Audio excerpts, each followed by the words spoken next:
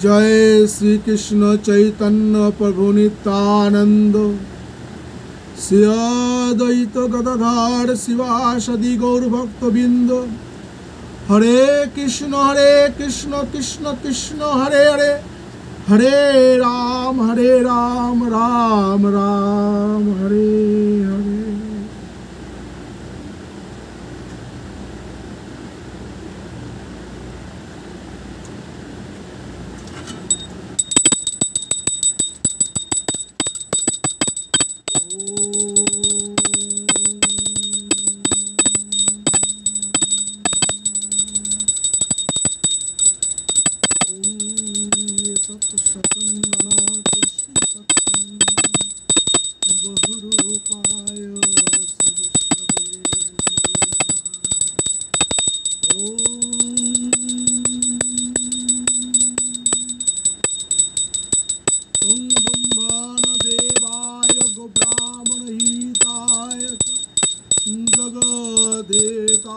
कृष्णाय गोविंदाय नमो नमः। हे कृष्ण करुणा सिंधु दीनबंधु जगतपते गोपेश्वर गोपिका कांत राधा कांत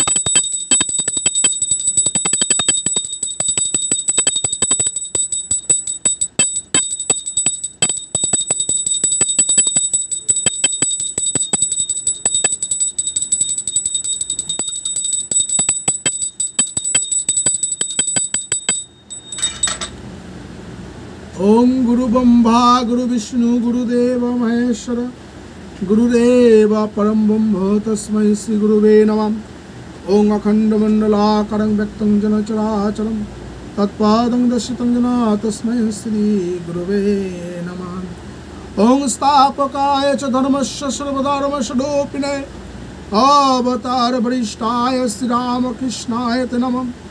जननीं शरदां देवीं रामकृष्णं जगद्गुरुं पादपद्मे तयस्थित्वा प्रणमामि मुहुर्मुहुः। नमः श्री ज्योतिराजाय विवेकानंद सूरये सच्चित्सुखस्वरूपाय स्वामिनं तापहारिणे।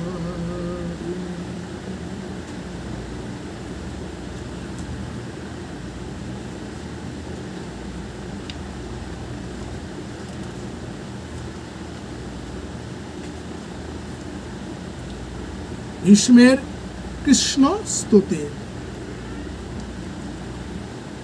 একদিন শ্রী রামকৃষ্ণদেব ভক্তদের বলেছিলেন, ঈশ্বরের কার্য কিছু বোঝা যায় না। ভীষ্মদেব সরসজ্জায় শুয়ে পাণ্ডবেরা দেখতে এসেছেন, সঙ্গে কৃষ্ণ। এসে খানিকক্ষণ পরে দেখেন যে ভীষ্মদেব কাঁদছেন। পাণ্ডবেরা কৃষ্ণকে বললেন, কৃষ্ণ কি আশ্চর্য, পিতামহ অষ্টবসুর একজন বসু, এর মতন জ্ঞানী দেখা যায় না, ইনি মৃত্যুর সময় মায়াতে কাঁদছেন। কৃষ্ণ বললেন, ভীষ্ম সেই জন্য কাঁদছেন না, ওকে জিজ্ঞাসা করো দেখি।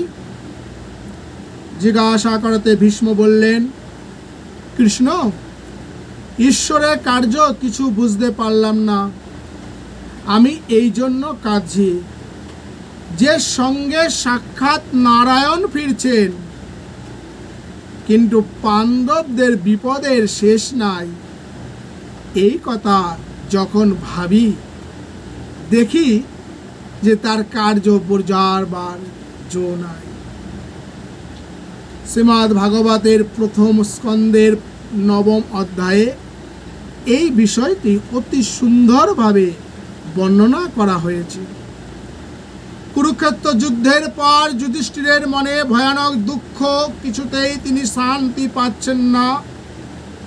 কেবলই ভাবছেন, হায় এ কি করলাম, নিজের ভোগ সুখের জন্য সামান্য রাজ্যের লোভে কত প্রাণী হত্যা করলাম, কত অক্ষয়ণী সৈন্য ধ্বংস করলাম।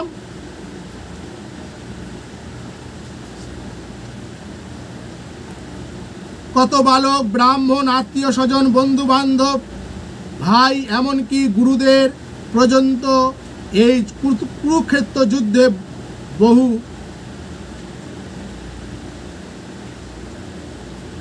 আত্মীয় স্বজন, বন্ধু বান্ধব, ভাই, এমনকি গুরুদের পর্যন্ত এই কুরুক্ষেত্র যুদ্ধে বধ করেছি। অনন্তকাল ধরে নরক যন্ত্রণা ভোগ করলেও আমার নিস্তার নেই। আমার এই রাজ্য লোভের জন্য, আমার এই অজ্ঞানতার জন্য এই মহা অনর্থ ঘটেছে। যুধিষ্ঠিরের এই বিষাদ দেখে সবাই ব্যাকুল। শ্রীকৃষ্ণ এবং ত্রিকালদর্শী ঋষিরা পুরাতন ইতিহাস এবং ধর্মশাস্ত্র বিচার করে যুধিষ্ঠিরকে বোঝাতে চেষ্টা করলেন যে ন্যায় যুদ্ধে শত্রু বধ করলে কোনো পাপ হয় না। কিন্তু যুধিষ্ঠিরের মন থেকে কোনো রকমই আত্মীয়বধের চিন্তা যাচ্ছে না। তিনি বললেন, আপনারা বলছেন বটে যে ধর্মযুদ্ধে প্রাণীবধ দোষের নয়, রাজধর্মের বিরুদ্ধ নয়, কিন্তু এ কথায় তো আমার মন প্রবোধ মানছে না। রাজা যদি প্রজা পালনের জন্য, শত্রু নাশের জন্য যুদ্ধ করেন এবং তাতে যদি প্রাণী বধ হয়, তাহলে অধর্ম হয় না বটে, কিন্তু আমার পক্ষে তো তা প্রযোজ্য নয়। আমি রাজ্য লোভে যুদ্ধ করে প্রাণী বধ করেছি, সুতরাং অনন্ত নরক ভোগ আমায় করতেই হবে। এখন আপনারা আমায় বৃথা আশ্বাস দিচ্ছেন, এতে লাভ কি হবে? যদি যুদ্ধের আগে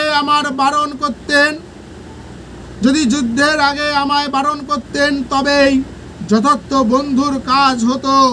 যুধিষ্ঠিরকে কোনো রকমে শান্ত করা যাচ্ছে না দেখে ঠিক হলো যে সর্বশাস্ত্রজ্ঞ এবং তত্ত্ববিদ ভীষ্ম তো এখনও সরসজ্জায় প্রাণ ধারণ করে রয়েছেন। তার কাছে গিয়ে ধর্মের গুরু তত্ত্ব শুনলে সকলের সব সন্দেহ দূর হবে। শ্রীকৃষ্ণ এই প্রস্তাবে সম্মতি দিয়ে বললেন, চলুন আমরা সকলে মিলেই তার কাছে যাই।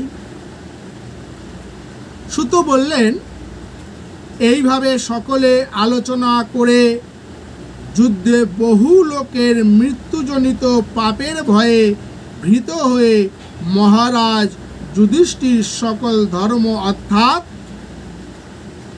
রাজধর্ম, দান ধর্ম, মোক্ষ ধর্ম, স্ত্রী ধর্ম প্রভৃতি সমস্ত ধর্মের বিষয় জানবার জন্য ভীষ্ম যেখানে সরসজ্জায় শায়িত ছিলেন সেই কুরুক্ষেত্র গিয়ে উপস্থিত হলেন।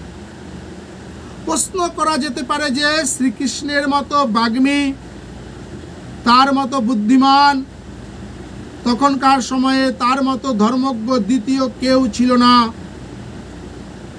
শ্রীকৃষ্ণ তখনই পুরুষোত্তম বলে পরিচিত ছিলেন। তাছাড়া যুধিষ্ঠির আদি ভক্তেরা তাকে সাক্ষাৎ ভগবান বলে জানতেন। সেই শ্রীকৃষ্ণ যার নামে ভবভয় পর্যন্ত দূর হয়, সেই তিনি স্বয়ং যুধিষ্ঠিরকে উপদেশ দিলেন। কিন্তু তবুও যুধিষ্ঠিরের নরক ভয় দূর হলো না এবং তার জন্য সকলে মিলে ভীষ্মের কাছে গেলেন ধর্মের তথ্য জানবার জন্য। এটা খুব আশ্চর্য বলে মনে হয়। শ্রীকৃষ্ণের কথায় যার সংশয় দূর হয় না, তার সংশয় দূর হবে ভীষ্মের উপদেশে। আরও আশ্চর্য, শ্রীকৃষ্ণ নিজেই যুধিষ্ঠিরের সঙ্গে ভীষ্মের কাছে যেতে চাইলেন। আসল কথা হলো এই যে, আর কেউ জানুক আর নাই জানুক, শ্রীকৃষ্ণ তো জানেন যে ভীষ্ম হচ্ছেন তার একান্ত ভক্ত। সেই ভীষ্ম ষড়শয্যায় অসহ্য যন্ত্রণার মধ্যে উত্তরায়ণের অপেক্ষায় জীবন ধারণ করে রয়েছে। একমাত্র আশা, একমাত্র প্রার্থনা তার ইষ্ট দেবতা শ্রীকৃষ্ণের চরণ দর্শন করে এই দেহভার হতে মুক্ত হবেন। তাই শ্রীকৃষ্ণ তার একান্ত ভক্তকে দেখা দেবার জন্য এবং ভক্তের মান বাড়াবার জন্য যুধিষ্ঠিরের মনে এই সন্দেহের সৃষ্টি করেন। জগৎকে দেখালেন যে তার নিজের উপদেশে যুধিষ্ঠিরের সন্দেহ মিটল না, কিন্তু তার ভক্তের উপদেশে যুধিষ্ঠিরের সন্দেহ দূর হলো। যুধিষ্ঠিরের মনে শান্তি এলো। এই হচ্ছে ভগবানের ভক্ত বাৎসল্য। আর এরই জন্য ভগবানের কাজের অর্থ সাধারণের বোধগম্য হয় না।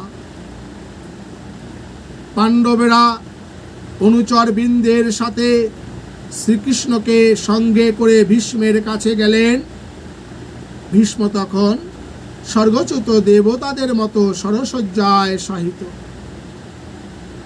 তারা তখন সকলে ভীষ্মকে প্রণাম করলেন।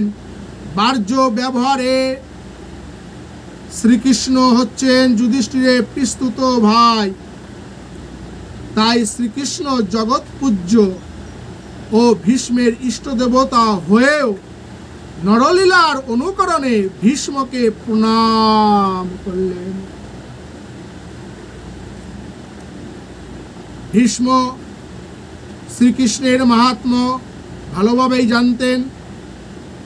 সেই শ্রীকৃষ্ণ যাকে ভীষ্ম সদা সর্বদা হৃদয়ে চিন্তা করেন, সেই জগদীশ্বর শ্রীকৃষ্ণ কৃপা করে তার কাছে এসেছেন দেখে ভীষ্ম মনে মনে তাকে প্রণাম করলেন। ভীষ্মের আজ আনন্দের সীমা নেই। যাকে ধ্যান করেও দর্শন পাওয়া যায় না, সেই তিনি আজ পরম করুণাময় মূর্তিতে ভীষ্মের নয়ন সম্মুখে উপস্থিত হয়েছেন।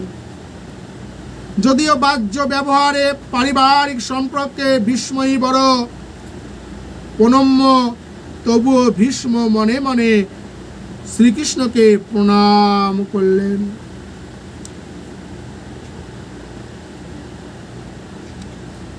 বিনয় এবং শ্রদ্ধাবনত পাণ্ডবদের কাছে দেখে ভীষ্ম অশ্রু নয়নে তাদের বললেন,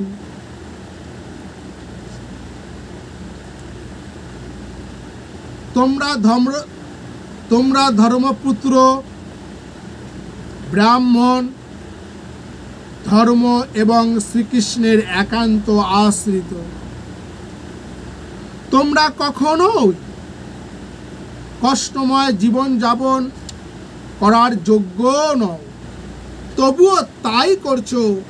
হায়, এ বড়ই অন্যায়, অত্যন্ত পরিতাপের বিষয়। পাণ্ডবেরা শোক সন্তপ্ত হৃদয়ে বিষণ্ণ বদনে ভীষ্মের কাছে বসে রয়েছেন। পাণ্ডবেরা শোক সন্তপ্ত হৃদয়ে বিষণ্ণ বদনে ভীষ্মের কাছে বসে রয়েছেন দেখে ভীষ্ম মনে মনে ভাবলেন, শ্রী ভগবানের এ কি অদ্ভুত লীলা!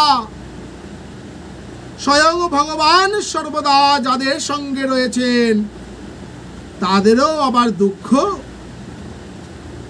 ভগবানের নাম স্মরণ করলেই যেখানে সর্বদুঃখের অবসান হয়, যেখানে শ্রীহরি নিজে উপস্থিত থেকেও তাদের দুঃখ নিবারণ করতে পারছেন না, ভগবানের এই লীলার অর্থ কে বুঝবে? তাই মহাজ্ঞানী ভীষ্ম শ্রীহরির অচিন্ত লীলার মাহাত্ম্য বুঝতে অসমর্থ হয়ে চোখের জলে ভেসে বললেন, হে যুধিষ্ঠির, যাদের সামান্য কৃপ, সামান্য আশ্রয় পেলেও মানুষের দুঃখ কষ্ট দূর হয়, সেই ব্রাহ্মণ, ধর্ম এবং শ্রীকৃষ্ণ তোমাদের কাছে সদা সর্বদাই রয়েছেন। তবুও কেন যে তোমাদের এত দুঃখ তা কে বলবে?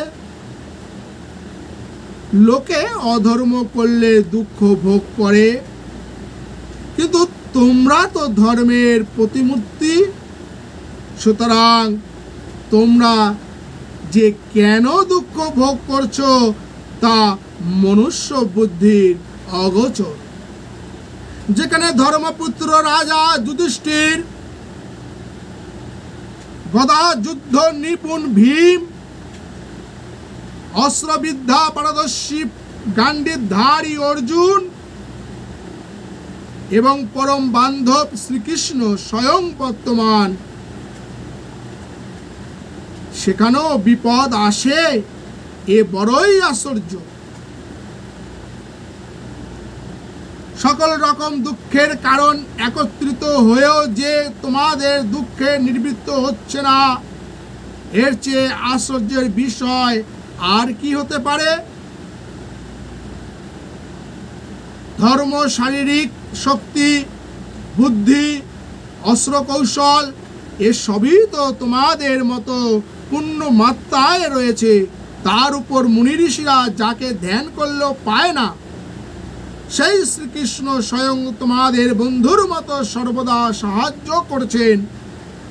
এতেও যখন তোমাদের দুঃখের নিবৃত্তি হচ্ছে না, তখন বুঝতে হবে যে এই দুঃখ অচিন্তীয়, এই দুঃখ অচিন্ত। মনুষ্য বুদ্ধির দ্বারা এই দুঃখের মীমাংসা করা যাবে না।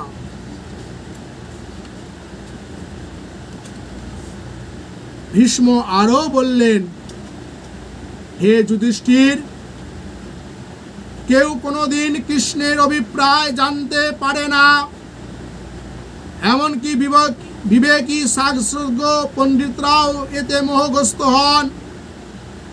সুতরাং হে ভরত কুল শ্রেষ্ঠ, সুখ দুঃখ সবই ঈশ্বর অধীন জেনে ভগবানের অনুগত হয়ে অনাথ প্রজাদের পালন করো।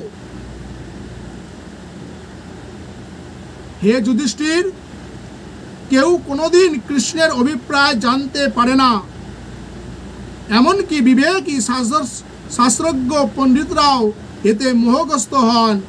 সুতরাং হে ভরতকুল শ্রেষ্ঠ, সুখ দুঃখ সবই ঈশ্বর অধীন জেনে ভগবানের অনুগত হয়ে অনাথ প্রজাদের পালন করো। এই কৃষ্ণই সাক্ষাৎ ভগবান আদি পুরুষ নারায়ণ। তথাপি ইনি কৃপা করে নিজের ভক্তদের আনন্দ দেবার জন্য যদুকুলে অবতীর্ণ হয়ে ভক্তিহীনদের বুদ্ধির অগোচর নানা লীলা করে থাকেন। মহারাজ যুধিষ্ঠির নিজের সন্দেহ মেটাবার জন্য ভীষ্মের কাছে এসেছেন। ভীষ্ম তা বুঝতে পেরে প্রথমেই শ্রীকৃষ্ণের মাহাত্ম্য প্রকাশ করে যুধিষ্ঠিরের সন্দেহ দূর করতে আরম্ভ করলেন। ভীষ্ম পরম ভক্ত, তিনি জানেন যে ভগবানের মাহাত্ম্য হৃদয়গম্য করতে না পারলে শত সহস্র যুক্তি তর্কের দ্বারাও কোনো সন্দেহের নিরসন হবে না। তাই ভীষ্ম যুধিষ্ঠিরকে বললেন যে তোমরা যাকে পরম বন্ধু বলে জেনেছ, সেই শ্রীকৃষ্ণ সাক্ষাৎ ভগবান। তিনি কি জন্য কখন কি করেন তা মনুষ্য বুদ্ধি অগোচর। সুতরাং তার কোন অভিপ্রায়ের জন্য যে তোমরা এত কষ্ট পাচ্ছ তা কে বলবে? জীব সুখ দুঃখ ভোগ করে থাকে, কিন্তু কেন যে জীবের সুখ দুঃখ হচ্ছে তা বোঝবার কিংবা বিচার করবার ক্ষমতা তাদের নেই। সুতরাং যখন যে অবস্থা আসবে তাই ভগবানের কৃপা মনে করে যথাযথ কর্তব্য পালন করে যাওয়াই বুদ্ধিমানের কাজ। শ্রীকৃষ্ণের কৃপায় এখন তোমরা পৃথিবীর অধীশ্বর হয়েছ। সুতরাং তার কথা স্মরণ করে তোমরা রাজার যে ধর্ম সেই প্রজা পালন রূপ ধর্মে রত হও। ইনি ভক্তদের আনন্দ দেবার জন্য যদুকুলে জন্মগ্রহণ করে তোমাদের সাথে আত্মীয় তার সূত্রে আবদ্ধ হয়ে কত লীলাই না করেছেন, কিন্তু ভক্তিহীন লোকেরা তো তার এই লীলা মাধুর্য আস্বাদন করতে পারে না। শ্রীকৃষ্ণ তোমাদের প্রেমে একেবারে বশীভূত এবং তোমরাও তার প্রেমে অন্ধ। আর তারই জন্য তোমাদের সঙ্গে আমার সম্বন্ধ আছে বলেই, তোমাদের পিতামহ বলেই তিনি আমার মৃত্যুর সময় কৃপা করে আমার সামনে এসেছেন। নইলে শ্রী ভগবানের অতি দুর্লভ সাক্ষাৎ দর্শন আমার ভাগ্যে কিছুতেই হতো না। যার শ্রীচরণ মন রেখে ভক্তিযুক্ত হয়ে হে কৃষ্ণ হে গোবিন্দ প্রভৃতি নাম কীর্তন করতে করতে দেহত্যাগ করলে মানুষের অশেষ জন্ম সঞ্চিত সংসার দুঃখ দূর হয়, সেই তিনি স্বয়ং আমার নয়ন সম্মুখে এসেছেন। তখন ভীষ্ম প্রার্থনা করলেন, আমার অন্তিম কালের প্রার্থনা এই যে আমার চিরজীবনের ধ্যানদের চতুর্ভুজ মূর্তিতে শঙ্খ চক্র গদা পদ্মধারী মূর্তিতে শ্রীকৃষ্ণ প্রসন্ন বদনে আমার প্রতি দৃষ্টিপাত করে আমার দেহত্যাগ পর্যন্ত অপেক্ষা করুন। জীবনের এই শেষ সময়টুকু যেন এই ইষ্ট দর্শনে বঞ্চিত না হই। শ্লোকের ধ্যান পথ চতুর্থ ভুজ থেকে মন যেন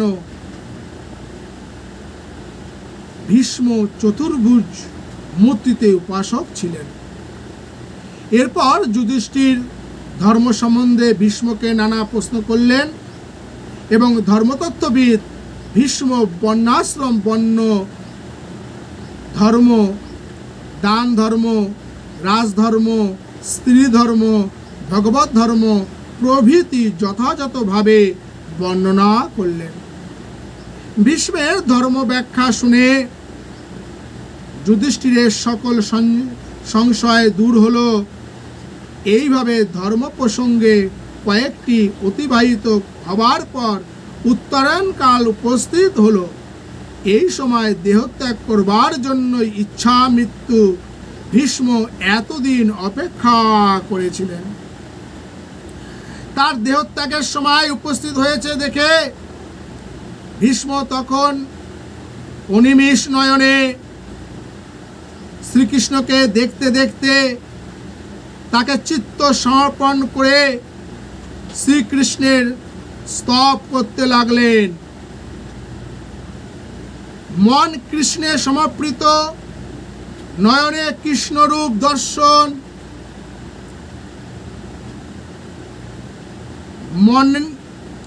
মন কৃষ্ণে সমর্পিত, নয়ন কৃষ্ণরূপ দর্শনে বিমোহিত মুখ কৃষ্ণ গানে মুখরিত। মৃত্যুর পূর্ব মুহূর্তে ভীষ্ম শ্রীকৃষ্ণের স্তব করতে লাগলেন। ভীষ্ম প্রথমেই তার নিষ্কাম চিত্ত শ্রীকৃষ্ণ অর্পণ করে বলেছেন, যিনি শৈর ঐশ্বর্যশালী, যিনি যদুকুল শ্রেষ্ঠ, যিনি সর্বশ্রেষ্ঠ, যার চেয়ে বড় কেউ নেই, এবং যিনি নিজে স্বরূপভূত